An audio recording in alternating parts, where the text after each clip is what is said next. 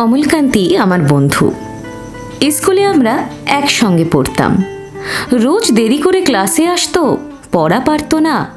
শব্দরূপ জিজ্ঞেস করলে এমন অবাক হয়ে জানলার দিকে তাকিয়ে থাকতো যে দেখে ভারী কষ্ট হতো আমাদের। আমরা কেউ মাস্টার হতে চেয়েছিলাম, কেউ ডাক্তার, কেউ উকিল। অমলকান্তি সেসব কিছু হতে চায়নি। সে রোদ্দুর হতে চেয়েছিল।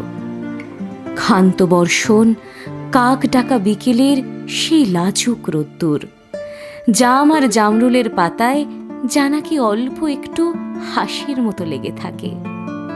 আমরা কেউ মাস্টার হয়েছি, কেউ ডাক্তার, কেউ উকিল। অমলকান্তি রোদ্দুর হতে পারেনি। সে এখন অন্ধকার একটা ছাপাখানায় কাজ করে।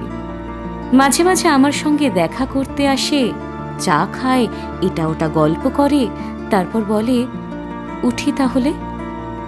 আমি ওকে দরজা পর্যন্ত এগিয়ে দিয়ে আসি।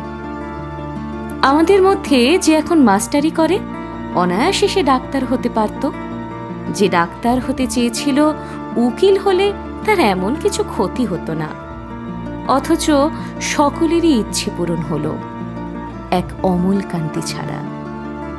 অমলকান্তি রোদ্দুর হতে পারেনি। সেই অমলকান্তি রোদ্দুরের কথা ভাবতে ভাবতে ভাবতে ভাবতে যে একদিন রোদ্দুর হতে চেয়েছিল। আমার কবিতা আপনাদের কেমন লাগছে অবশ্যই কমেন্ট করে জানাতে ভুলবেন না। আর ভালো লাগলে অবশ্যই লাইক এবং শেয়ার করে দেবেন। ধন্যবাদ।